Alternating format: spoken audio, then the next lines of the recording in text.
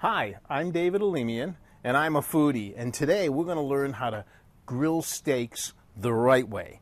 Now what we want is we're going to use, this is for using it on a gas grill because that's what we're using today. First, we're going to start out with a smoker box. It's cast iron. We put some wood chips in here. In this case, I have mesquite wood chips. Another great kind of wood chip is made by Jack Daniels, and what they do is they use wood chips from used, discarded bourbon bottles, bourbon barrels. And when you open that bag, it smells like a bottle of bourbon. But and the wood is made of oak, and they taste wonderful. Another one, my other favorite, is what we have today, which is mesquite. So what we're going to do is put the top on the smoker box, and we've got our grill really hot right now. And I'm going to lift up the grate, and I'm going to put this smoker box right down on top of the burners.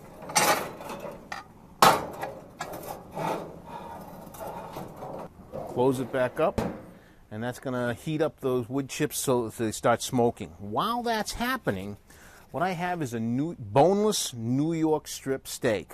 This is my favorite cut. I like this, and I like ribeyes. Now notice what you always want is the best steak you can possibly find from your butcher. And what you want is grade choice or higher, which would be prime.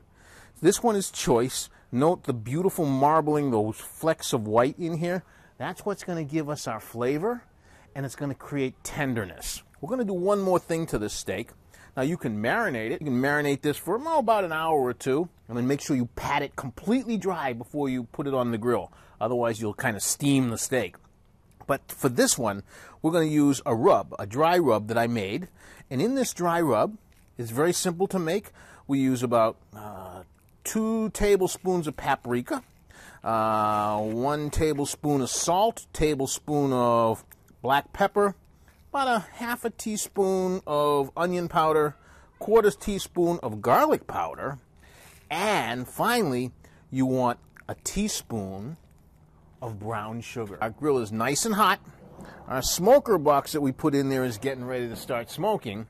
And once we put this steak on the grill, we're just going to grill one side. We're not going to keep flipping it back and forth. We're simply going to grill one side down, and then we're going to flip it. Once it's good and seared and charred, we're going to turn it over one time. Sear and char that side.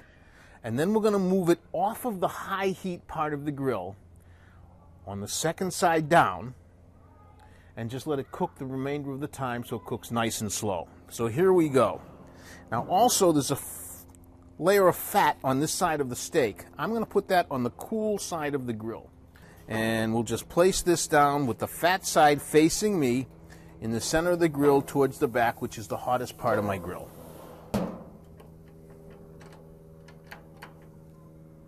And we're going to let that cook for, probably about 4 or 5 minutes, maybe even 6, depending. All right, now what we're going to do is we're going to give our steak one flip. Now, sometimes you see people will go to cook steaks and they're flipping it back and forth. All that's doing is drying out the steak, and they're losing all the juices. All we're going to do is flip this one time, very gently, because we don't want to lose any of those juices. If you look at that, look at those beautiful char marks right across the top of that steak. Now I'm going to let that char on the other side for about 3 minutes.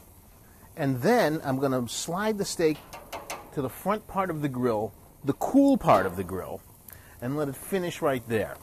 All right, now my steak is nice and charred on the other side, second side, so I'm just going to move it this way onto the grill and just let it finish right there for about a few more minutes. Now remember, when in doubt, take the steak off, because if it's a little rare for you, you can always put it back on. I'm David Alemian. I want to thank you for watching my video. Check out my other videos on eHow Video.